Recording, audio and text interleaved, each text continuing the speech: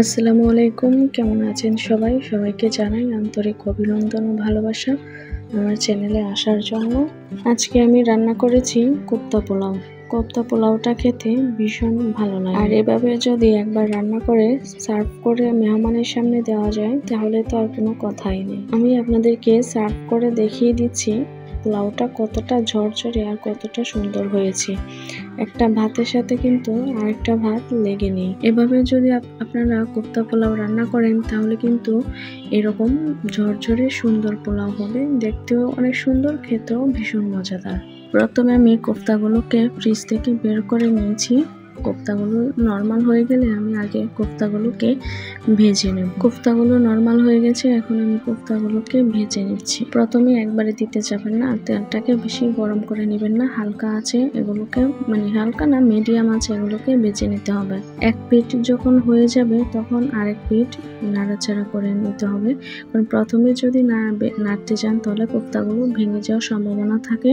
তাই এক পাশ হয়ে যাওয়ার পর আরেক পাশ উল্টিয়ে পাল্টিয়ে দিয়ে এগুলোকে ভেজে নিতে হবে।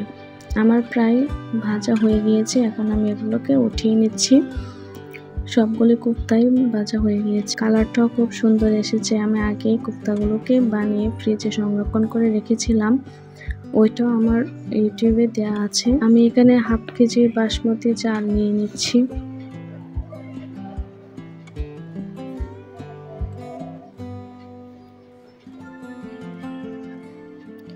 চালগুলোকে আলতো করে ধুয়ে নিতে হবে, বেশি মাখা ঝাঁকা করা যাবে না। আলতো হাতে এগুলোকে সুন্দর করে পরিষ্কার করে ধুয়ে নিতে হবে। চালগুলো আমার প্রায় ধোয়া হয়ে গিয়েছে, এখন আমি চালগুলোকে 20 মিনিটের মতো পানিতে ভিজিয়ে রেখে দেব। বাসমতি চালে পোলাও রান্না করার আগে যদি ভিজিয়ে রেখে দেন তাহলে পোলাওটা দেখতে খুবই সুন্দর হয়। আর আমি এখানে পানি ফোটাতে দিয়ে দিয়েছি, আর এতে দিয়ে দিচ্ছি একটু লেবুর রস আর একটু সয়াবিন তেল। চাল দেওয়ার আগে পানিতে এগুলো দিয়ে দিলে ভাতটা খুব সুন্দর ঝরঝরে হয়। আর এখন পানিটা ফুটে গিয়েছে, আমি চালগুলোকেও দিয়ে দিচ্ছি। লেবুর রস আর সয়াবিন তেল দেওয়ার কারণে ভাতটা খুবই সুন্দর ঝরঝরে থাকবে। আমি একটু নাড়াচাড়া দিয়ে কতক্ষণ ভাতটাকে রান্না করে নেব, বেশি ফোটাবো না।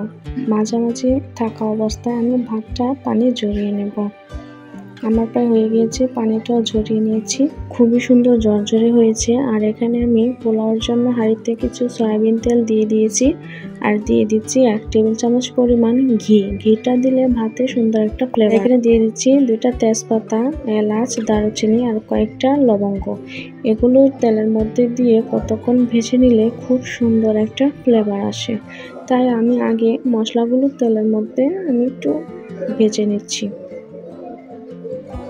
আর এদিকে আমি অল্প পরিমাণে একটু মগে পানি নিয়েছি, তার মধ্যে দিয়ে দিয়েছি আদা বাটা, রসুন বাটা আর দিয়ে দিয়েছি একটু জিরে বাটা। দিয়ে আমি এখন দুধটাকে একটু ফুটিয়ে নেব। দুধটা দেওয়ার কারণে পোলাওর কালারটা কিন্তু খুব সুন্দর হয় আর খেতেও ভীষণ মজা লাগে।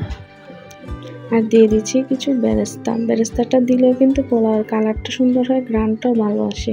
আর দিয়ে দিয়েছি পরিমাণ মতো লবণ আর 1 টেবিল চামচ পরিমাণ চিনিটা দেওয়ার কারণে কিন্তু পোলাওয়ের স্বাদটা ভীষণ ভালো হয়, ঝাল মিষ্টি খেতে হয়, খুবই ভালো লাগে।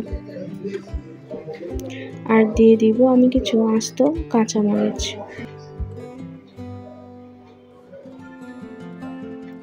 এখন আমি পানিটা ফোটা পর্যন্ত অপেক্ষা করব।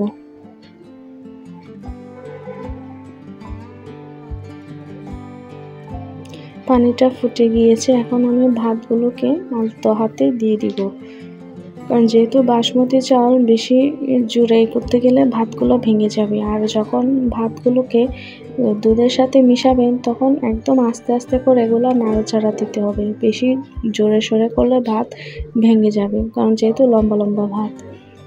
নাড়াচাড়া দিয়ে আমি একটু দমে বসিয়ে দিব। দমে বসানোর আগে বেজে রাখা কোপ্তাগুলা ভাতের ভিতরে দিয়ে দমে দিয়ে ডেকে রাখতে হবে, তা না হলে কোপ্তাগুলা শক্ত শক্ত লাগবে, খেতে ভালো লাগবে না। ভাতের সাথে একসাথে কোপ্তাগুলাকেও দমে রেখে দিতে হবে। এভাবে ডেকে কতক্ষণ দমে রেখে দিলে ভাতটা একদম সফট নরম হয়ে যাবে, তারপর রেডি হয়ে যাবে আপনার কোপ্তা পোলাও।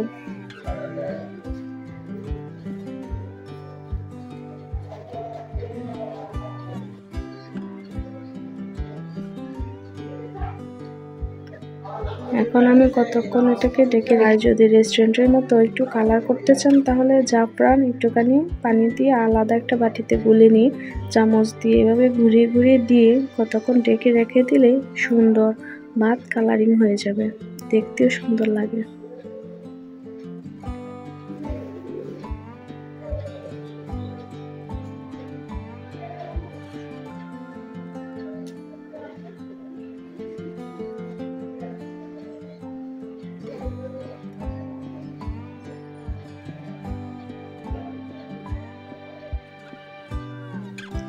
এবার পুরোপুরি রেডি হয়ে গেল কোপ্তা পোলাও।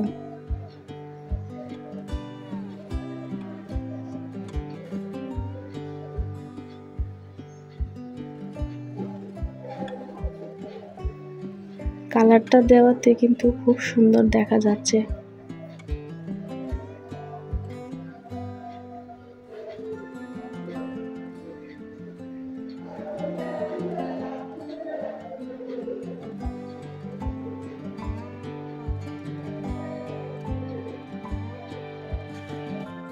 রেডি হয়ে গেল ভীষণ মজাদার ট্রেডিশনাল কোপ্তা পোলাও।